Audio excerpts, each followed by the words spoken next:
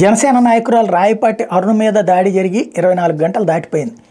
జనసేన నుంచి ఇంతవరకు ఆవిడ చెప్పింది అటు పార్టీకి చెప్పాను, వాళ్ళు లీగల్గా ప్రొసీడ్ అవ్వమన్నారు, మాట్లాడతామన్నారని.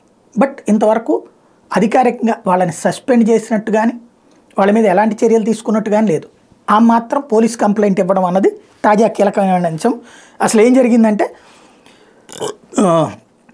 ప్రకాశం జిల్లా నాగులుప్పలపాడు మండలం దాసవారిపాలెం కనపర్తిల దగ్గర జరిగిన ఈ ఘటనలో బాధితురాలు అరుణ పోలీసులకు ఇచ్చినటువంటి ఫిర్యాదు ఏంటంటే, ముక్తి నూతలపాడు గ్రామానికి చెందిన ఆవిడ జనసేన రాష్ట్ర అధికార ప్రతినిధిగా వ్యవహరిస్తున్నారు. ఆదివారం నాగులుప్పలపాడు మండలంలోని ఎన్జీపాడు, వినోదరాయనిపాలెం, అమ్మనబ్రోలు, దాసరిపాలెం, కనపర్తి గ్రామాల్లో జెండా ఆవిష్కరణ కార్యక్రమానికి హాజరయ్యాను.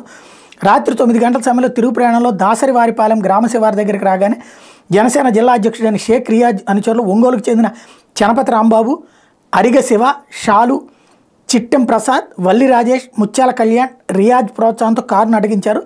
కారులో ఉన్న నన్ను, నా అనుచరుడు చరణ్ని, అంటే నా సహచరుడైన చరణ్ని బయటకు లాక్కి కొట్టారు. ఈ దాడి నుంచి చరణ్ తప్పించుకుని తిరిగి కారులో బయలుదేరిన విడిచిపెట్టకుండా రియాజ్ అనుచరులు కారును వెంబడించారు. కనపర్తి గ్రామం దగ్గర అటకాయించారు. మహిళని కూడా చూడకుండా ఛాతిపై చేయి వేసి గుండెల మీద బలంగా పిడిగుద్దులు గుద్దారు. అదే కారులో ఉన్న ఉప్పగుండూరు చెందినటువంటి జనసేన నాయకుడు బాలిశెట్టి నాగేశ్వరరావు అడ్డుపడితే చిట్టెం ప్రసాద్ ఆయన మీద కర్రలతో దాడి చేసి కొట్టారు.